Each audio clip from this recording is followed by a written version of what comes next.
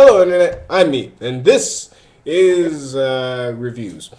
I know I haven't been around for a while. I was a little busy, and I'm now showing up on a Tokusatsu podcast, which I'll give you the link at the bottom of the description. Well, in the description. Anywho, I am here to actually talk about three Go Busters episodes all at once because I forgot to cover them when they first came out. Now, the first episode I'm going to cover is episode 5, where we actually first get to see Ryoji's what happens when he overheats. We had heard that if he overheats, something bad happens. We already saw what happens to Gobuster Yellow and Red. Of course, Red is always being hilarious when he freezes up from the looks of a chicken.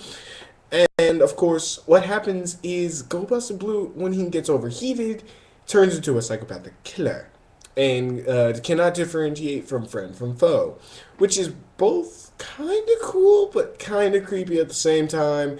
I did kind of see it as a threat to the team, but to the enemy, it's kind of a useful weapon. Though getting him to stop is kind of hard.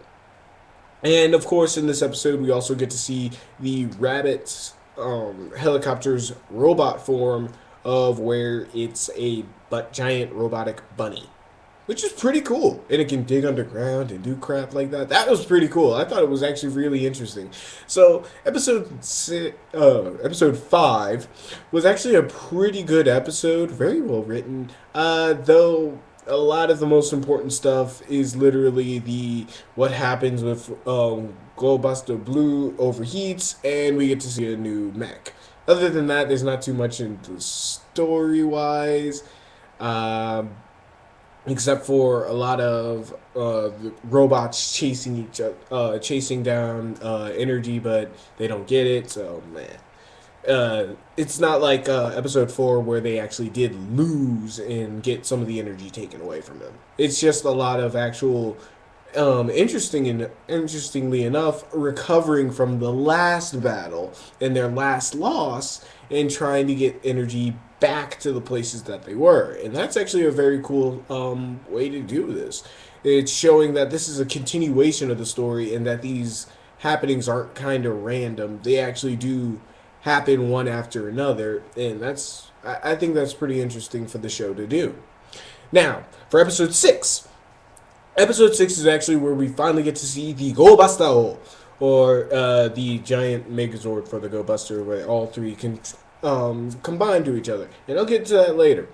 Because this is actually another interesting thing this episode does, is actually have the Gamma, or the giant Zord that was captured inside the Gobuster compound actually lets out a tracking device, or letting Inter go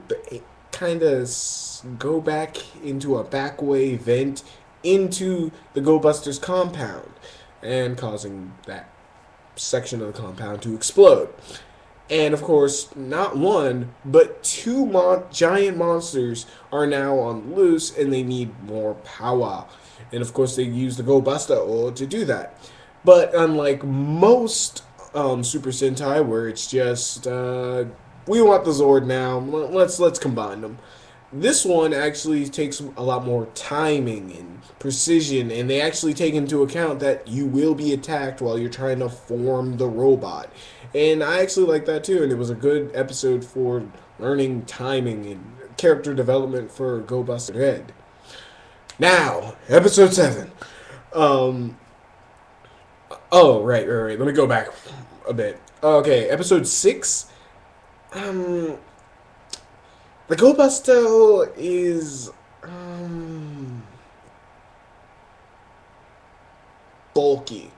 It really is bulky. It doesn't look like it can move very quickly or, very well. Considering that we're going to have a stag and scarab beetles attached to it. Yes, those are the 2 extra Gobuster members. You're welcome. And a frog attached to it. Yes, a frog. This thing is already going to be really bulky, and I think it's going to, rival freaking the Go-Ojan like 12 Zords on top of each other. So, hey, it at least has a cool finishing move, which is the Dimension Crush, where I think they literally put you in another dimension and destroy it. So, that's always cool. Other than that, the thing can't move very fast, and you can tell by the choreography to where the Zord doesn't move all too much. And I'm just kind of like, I wish you kind of.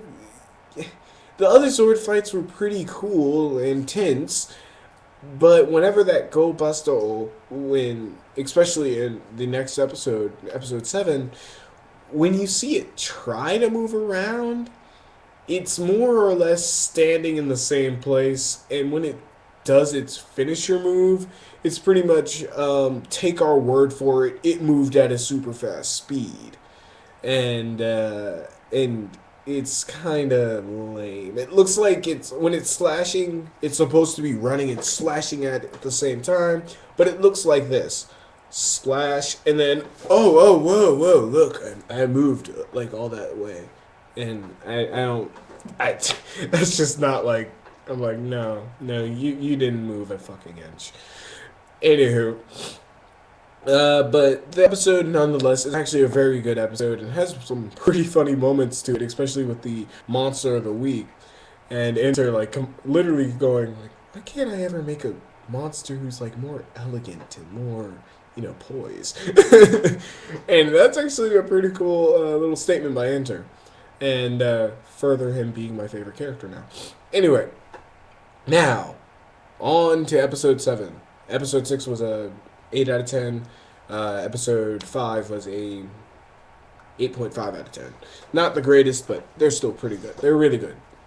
Episode 7 is where we literally just learn about teamwork. Yeah. And of course, this being Gobusters and how it's set up, it's more of, let's learn about teamwork as a team.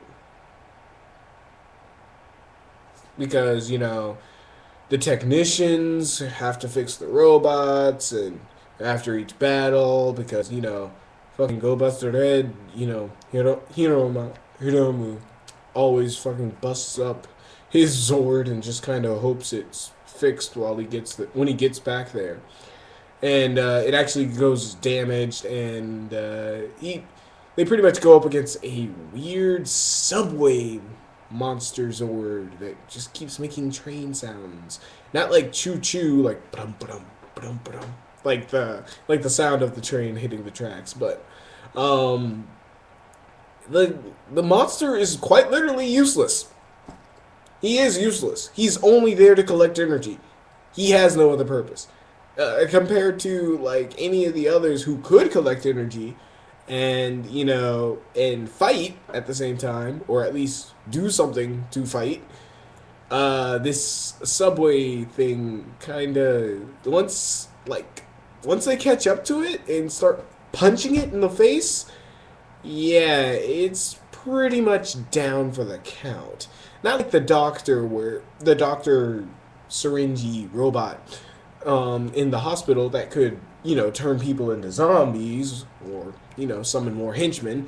This guy is kind of freaking useless. And pretty much there just to show that without somebody, like, because Hiromu is about to kill him, and then he looks at a wind counter or something with a rooster on top of it, and he freezes up, and Gobuster Blue shoots it and goes, see, you never would have actually caught up with him, and we would have lost him forever if I didn't come in and help you.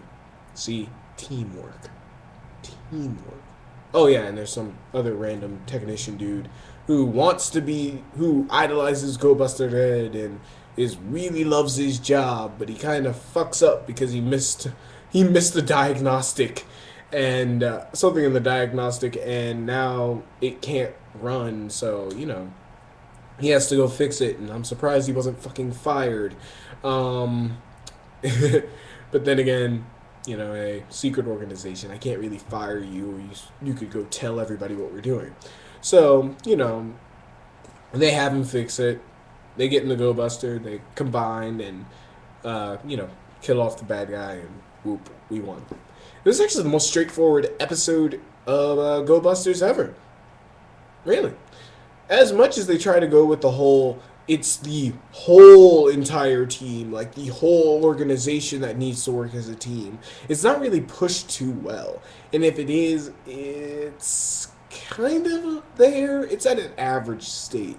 It's more like the kid is kind of upset that Gobuster Red doesn't respect him as a technician, and as the technician, he kind of deserves the non-respect because, he fucked up. He might have actually, not missed the huge problem in the diagnostic if he would spend less time, polishing Nick, not that way, and actually paid attention to what was going on in the actual circuitry. And he would have found the problem and fixed it earlier. So they're both kind of at fault on that one. But other than that, this episode is a 7.5 out of 10.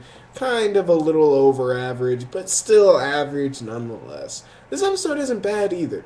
I do like the fight scene where all three of the Go-Busters are fighting henchmen in the train section, and it shows how each one of them takes out a certain amount of henchmen, where Go-Buster Yellow shoots one of them down, and then the rest of them look under. She jumps over the train and shoots the rest of them down, and Go-Buster Red just like slides under, cuts the tendon of one of the robots, and just like starts killing off other people in a quick motions, and while Go-Buster Blue just kind of just fucking walks up there and just beats the shit out of them, literally breaks one of their necks, and I'm just like, are these robots? Please tell me they're robots, because these kids are gonna see a broken man's neck. But that's all I got for you guys. Again, I'll leave the link for all 3 episodes, or at least the latest episode. I don't know if I can find the other 3, but I'll try. And the podcast I'm going to be on in the description. Also, I'll save that for later. So, until next time, y'all. Peace.